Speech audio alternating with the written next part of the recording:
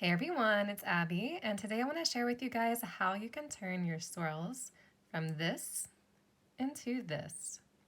So for today's tutorial, we are going to be focusing on creating swirls and also hammering the swirls.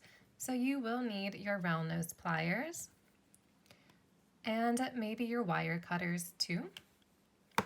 These are flush cutters, which are preferred whenever you're making jewelry, as they create a perfectly flat edge for us to work with, which will be very helpful in today's tutorial.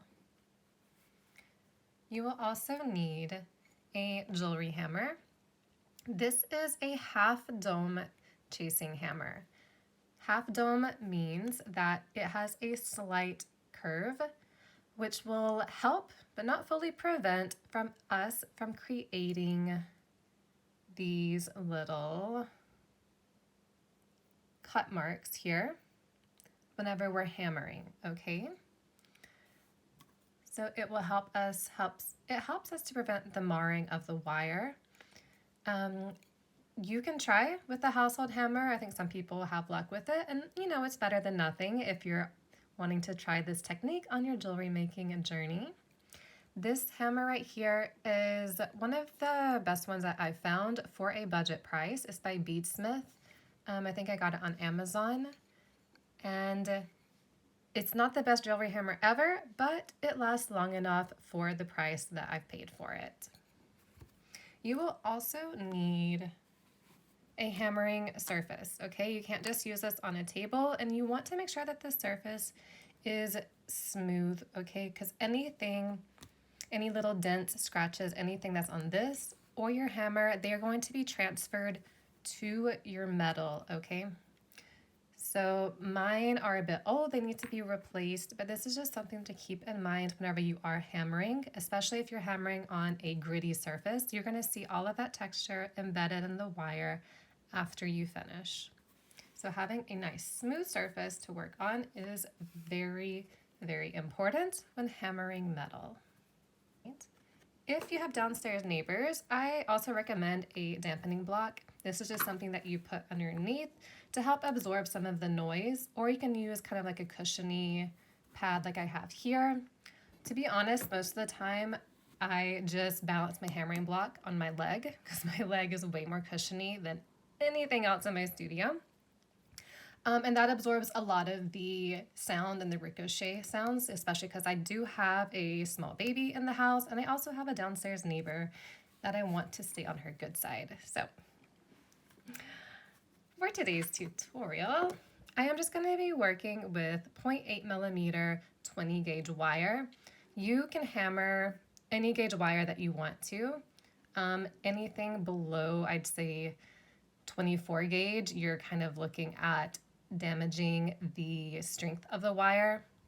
But I regularly hammer 22 gauge, 20 gauge, 18 gauge, and 16 gauge wire. So for today, we are just going to focus on 20 gauge because I feel like everyone has this gauge in their jewelry drawer. So to get started with our tutorial, what we're going to first focus on is creating a nice, elegant, flowy swirl. All right, we're going to get rid of this weird little edge right here. We're going to focus on creating even spaces in our swirl, and then we'll move on to the hammering step. So before we start with our round nose pliers, we are actually going to check our wire and make sure that we have a flush edge. All right, if we don't, then we're just going to go ahead and grab our flush edge wire cutters. The flat edge should be facing the wire and is going to cut off a perfectly flat piece. Whenever you're trimming off tiny bits of wire like this, make sure to angle down away from your eyes and close to the table or surface you're working on, as these small bits do have a habit of flying off in our eyes, and that would not be fun. So you can see now we have a nice edge for us to start working with, and we can now grab our round nose pliers. So the first step is that we actually want to take that perfectly flat edge and destroy it, but not in the way that you usually do. We want to grab at the very edge right here. See, I've got my pliers, maybe the wire's a few millimeters in the pliers. And our goal is we actually want our pliers to slip off of that edge, okay? Usually that is like fingers on a chalkboard whenever your pliers slip, but in this case it is actually helping us because what it is doing is that it is dragging the metal into a nice little point, which is going to look really nice in our swirl. Now, a key to this is applying even pressure. If you squeeze too hard, your pliers are just going to get stuck right here and you're going to end up with a little dent in your wire. If that happens to you, it's all right. Grab your wire cutters, cut it off at that dent, and try again. Okay?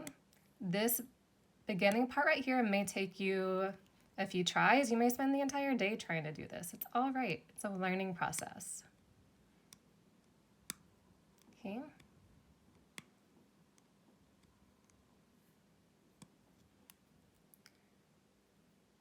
So we're going to do this until we have a nice little tip.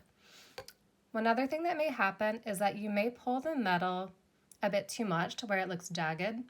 That's not a problem. We have our wire cutters and we can go in and just gently trim that little bit off, okay?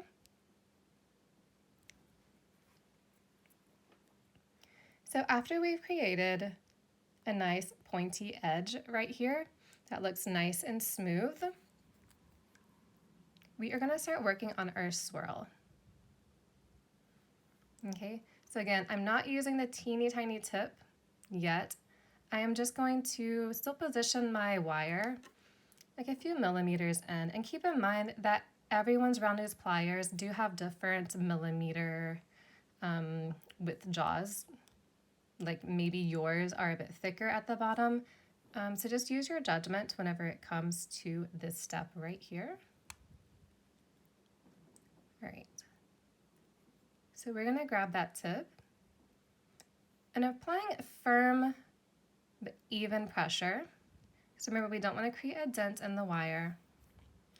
We are just going to, little by little, start to rotate our wrist. We are not going to create this swirl in one go, guys. We are going to keep repositioning our pliers. And what we're doing whenever we do this is we are watching the wire. Because as you may have already noticed, wire will have a tendency to kind of bend and kink in weird ways depending on how the wire has been manipulated even before it arrived to you.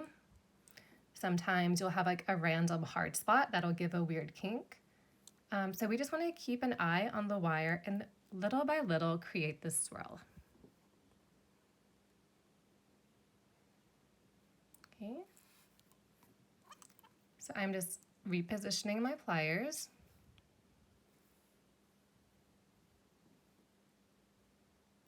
Okay, and I'm also keeping an eye on the gap between the swirl.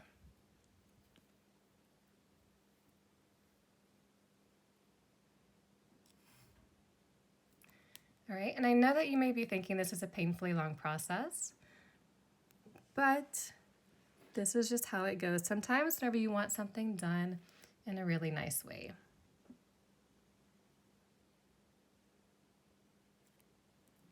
Because as you guys may have learned, wire is not always forgiving.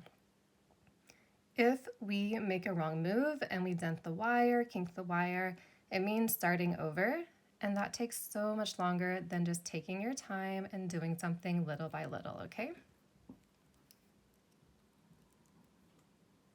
So whenever we do this, we keep our pliers on that first little swirl right there. We're not going to touch these other wires. Whenever your pliers get in the way, just reposition them.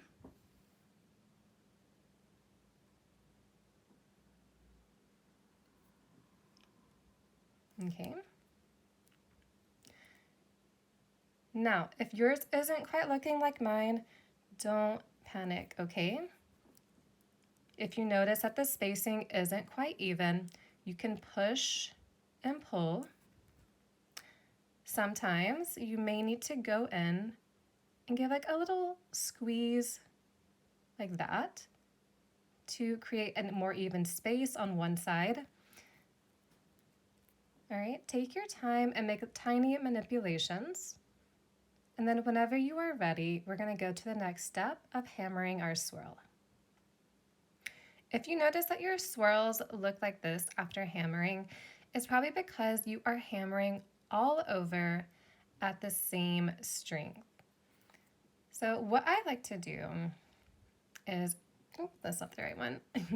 What I like to do is kind of create what I call a calligraphy swirl. And whenever we do this, we're going to gently hammer everything just to give it a nice hammered finish. But then we are going to focus most of the hammering just on one side, okay? That way it kind of looks like a calligraphy pen where one side is thicker and the other side's a bit thinner, and it gives it a nice, elegant look. Another thing that you may be doing is you may be hammering on the wrong side of your wire. All right, so whenever we hammer, we actually want to hammer on what will be the back side if we want a nice smooth finish.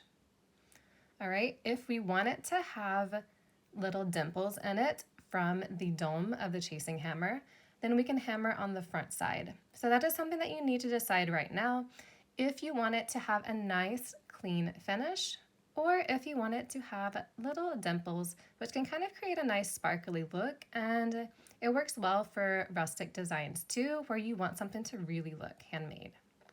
We are going to try our best to avoid these little cut marks that you see here, which come from the edge of the hammer, okay? So grabbing your hammering block or mini anvil, right, we are going to zoom in.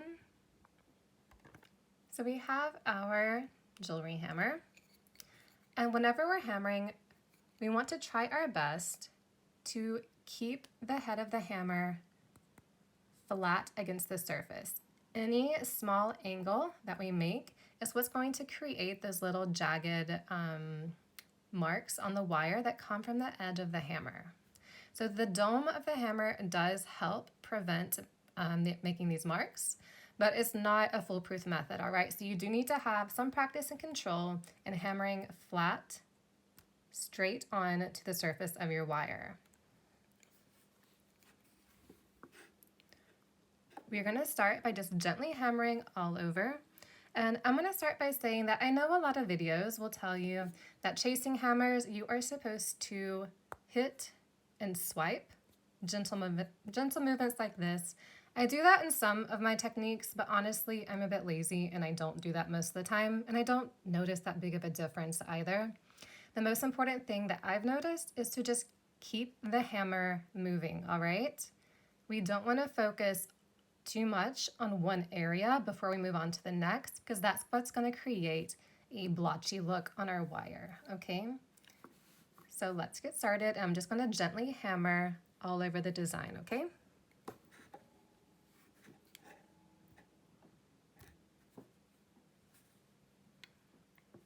All right, so I try my best to hold the wire so it's flat against the block.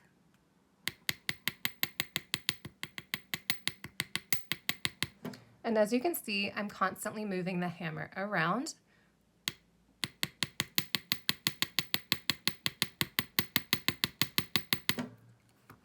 And then I take little pauses and I check to see how things are coming along. We can already see that I do have a bit of a hammered surface. It's a bit more reflective than it was before. And then we can decide how much more we want to hammer all over before we jump over to this wire right here and create the calligraphy effect. So I would like for mine to have a bit more of a hammered look. So I'm going to continue doing this a little bit more.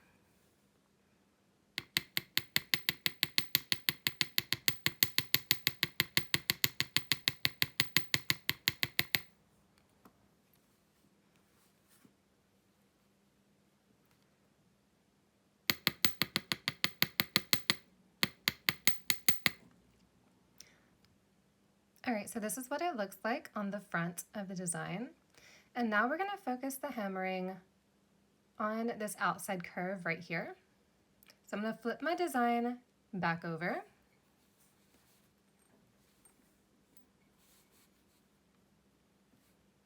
And you may find sometimes that you need to rotate it just in order for you to feel more comfortable hammering. Do whatever feels best for you, okay guys? So now we are going to focus just on this outside edge right here, constantly keeping the hammer moving, and we're just going to increase the strength a little bit, okay?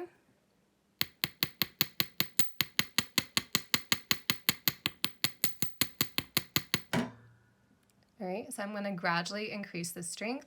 What we want to avoid is to just really hitting it with the hammer, because that is what is going to create a splotchy look on the wire. So just gradually increasing your strength until you see the wire flattening out the amount that you want it to, okay?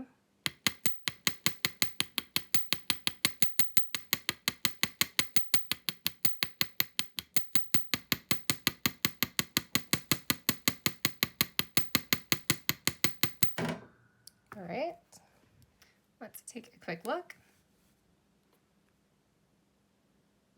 All right. So there we go. You can continue this process until you get the width that you like. One thing to keep in mind is that the more that you hammer something flat, the thinner the wire will become, and make it to a point where the wire becomes fragile. So just something to keep in mind whenever you're creating this. Let's zoom back out.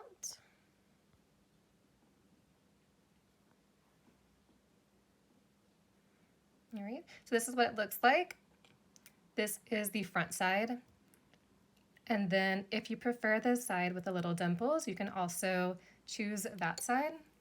And if you want to add even more little dimples, you can use this side right here to texture it.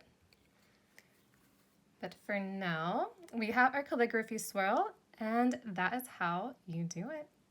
Alright guys, I hope you found this tutorial helpful, and I hope that it adds a little bit of magic into your designs. I know it does for me. I love incorporating these swirls into my work, and I cannot wait to see what magic you guys create with this technique.